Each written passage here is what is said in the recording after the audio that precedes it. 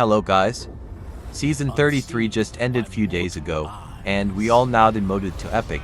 And if you are pushing through Mythic here, the hero you should use as a solo player from assassins that can burst enemies in seconds to tanks that control the battlefield. With these picks, you'll be winning games, securing MVPs, and pushing your rank higher in no time.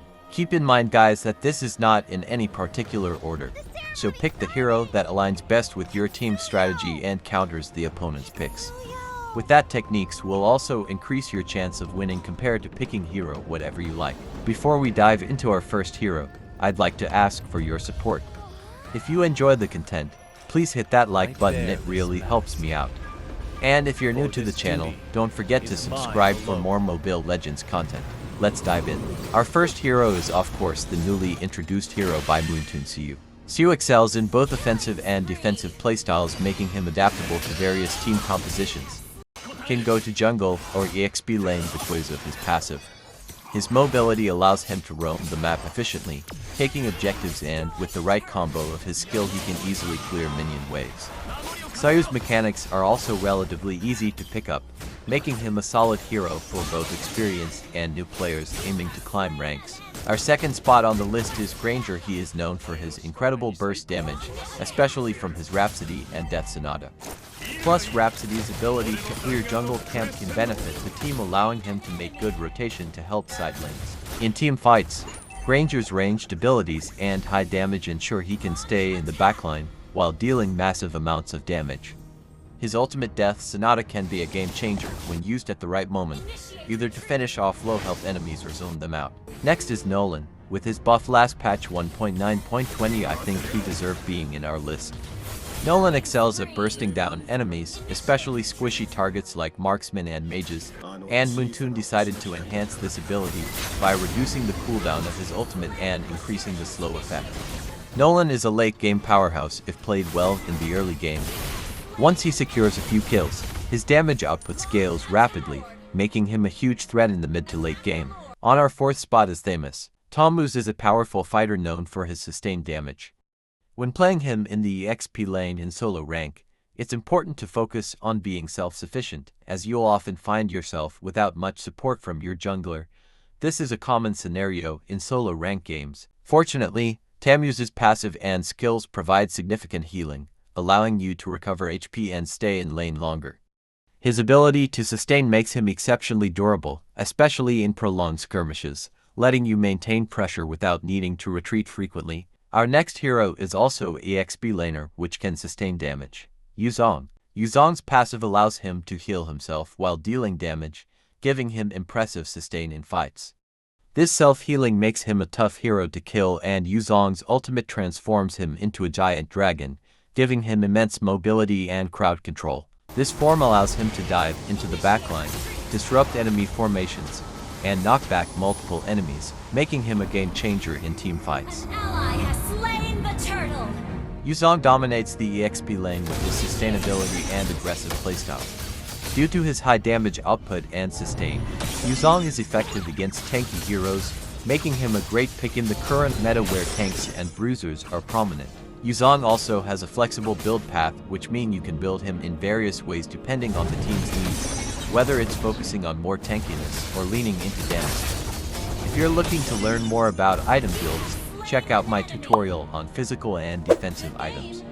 I'm still working on the magical items guide, so if you want to stay updated, make sure to subscribe and hit the notification bell to get notified when it's released. Sun is one of the best split pushers in Mobile Legends. His clones can quickly take down turrets and objectives, allowing him to apply pressure across the map.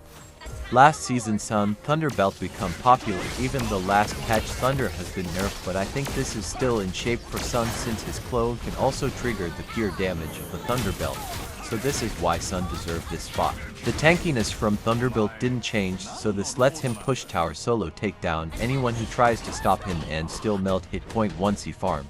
Zushin claims the 7th spot on our list for her ability to deliver massive burst damage with her skills, particularly her ultimate, which can unleash devastating damage in a very short time frame. Additionally, she provides strong crowd control, making her a valuable asset in team fights. Cecilian is a great for our 8th spot. Cecilian's passive overflowing allows him to continuously increase his mana pool, which in turn boosts his damage output.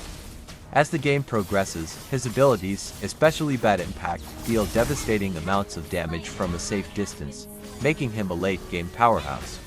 Also, Moontoon decided to give him more mana stats, which is a good foundation in the start to maximize his stacking ability.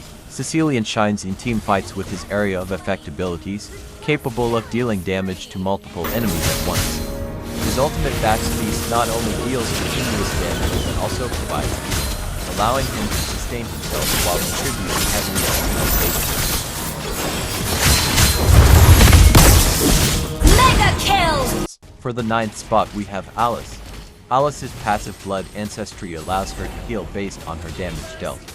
This self-sustain is incredibly valuable in team fights, enabling her to survive longer and remain a threat throughout engagements.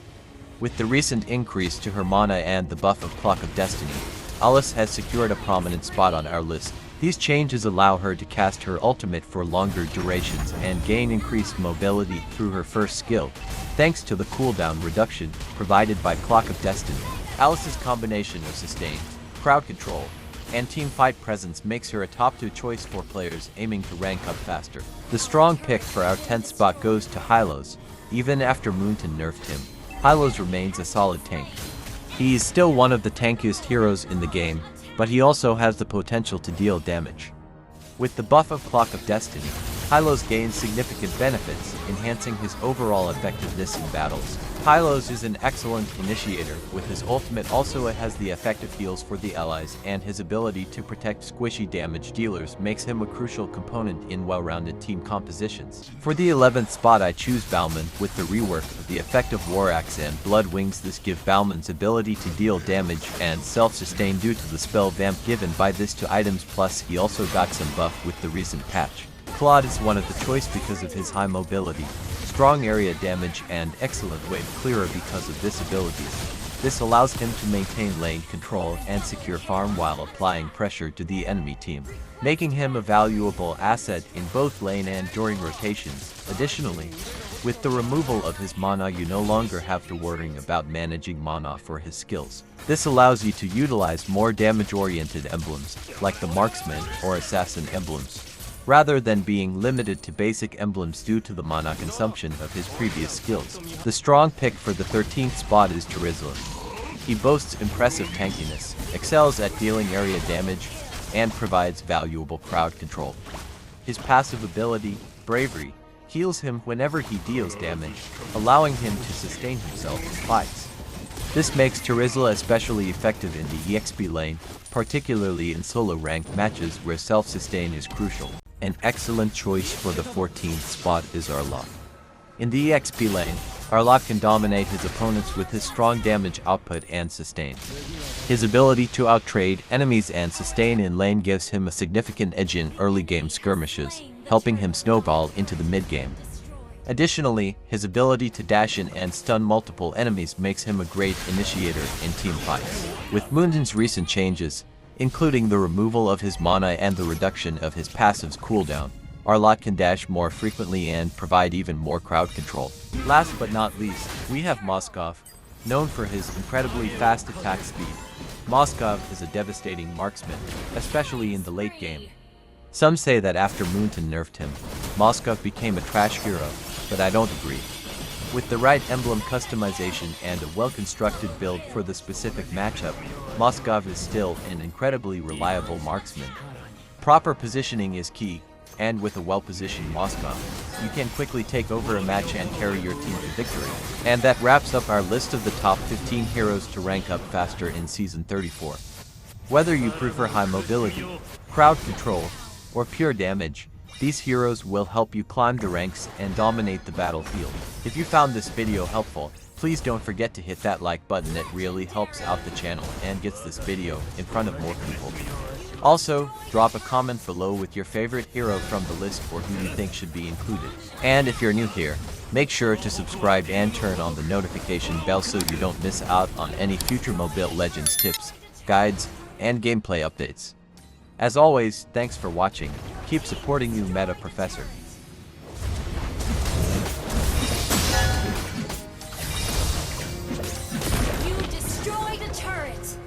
この体は復讐の道具に過ぎない。